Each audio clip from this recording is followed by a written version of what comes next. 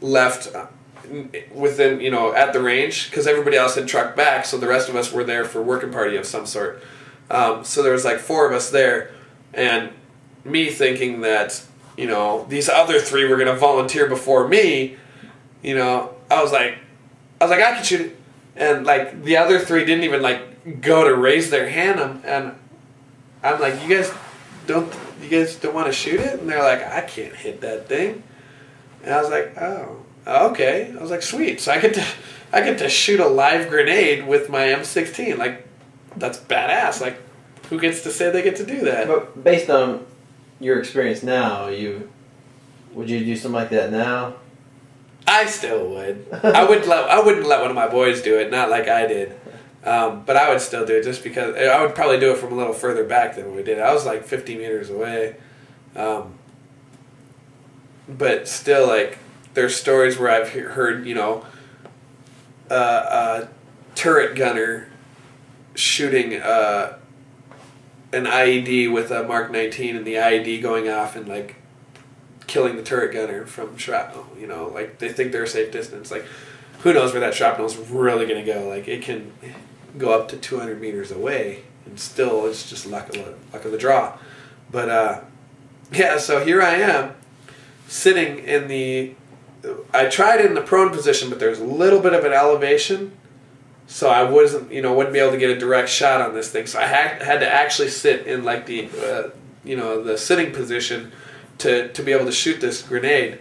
And it took me 3 shots to hit it. The first shot I figured I'd miss anyways, because whenever my weapon was cooled down, it always fired one just a little bit low and to the left, and that's actually where it ended up shooting. It was a little bit low and to the left of the grenade. Like, the grenade actually, like, shifted a little bit in the sand from the sand moving it. My next shot, I think I overcompensated and shot a little bit high and to the right, and then the third shot is where I shot it, and that's where it actually went off. But when it went off, it was funny, because I hadn't realized where everybody else was, that they were another 25 meters further back, and they were all in the prone, you know, like, going like this, like, waiting, you know, and I'm sitting up, you know, much closer in the upright position, like, shooting this thing. It was just, to me, I was like, huh, so you guys just want to leave me out here high and dry, huh? Like, kind of funny to me. But yeah, it was a cool experience to be able to say that I got to shoot a live grenade with a M16. Yeah, that's definitely, I imagine, one of those, like, boxes you mark off on, like, I did it. Yeah, I did it. Might not. I probably won't ever get the chance to do it again, but it was cool. Yeah, at least you took advantage of that opportunity. Yeah, yeah. Yeah, it was. Yeah, Lightfoot was there for that again too. He didn't think he'd be able to hit it, so he never even tried.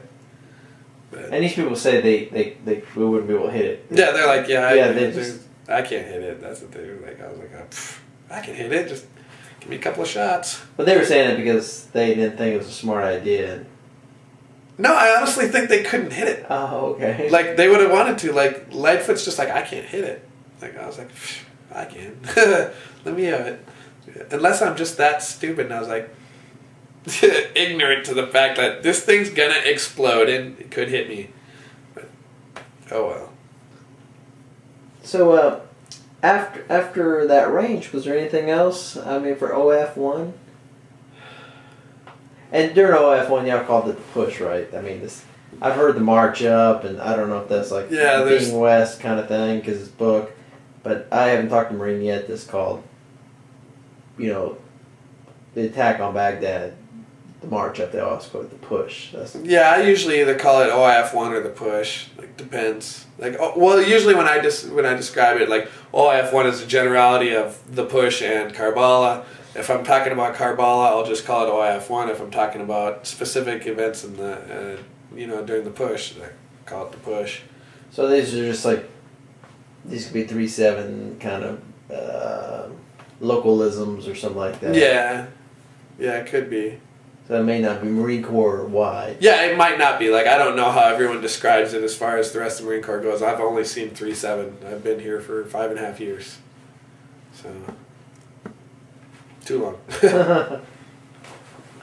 Well, if there's nothing else, I guess we'll just end here. Is there anything else you want to add about the OIF1 or the push in the last 5 minutes? Anything that's kind of come to mind now?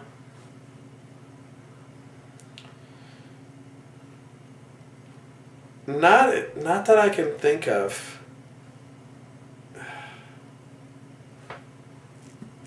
And once again, I guess I'll have the people who watch this tape in the later future. Apparently, anytime Bellmont and I interview, it's always like 2 or 3 in the morning. Yeah, it's 0 dark 30. Yeah. I should be out partying too. It's Friday night. How sad. Terrible. Well, I will just end it here, and I appreciate your time. Definitely.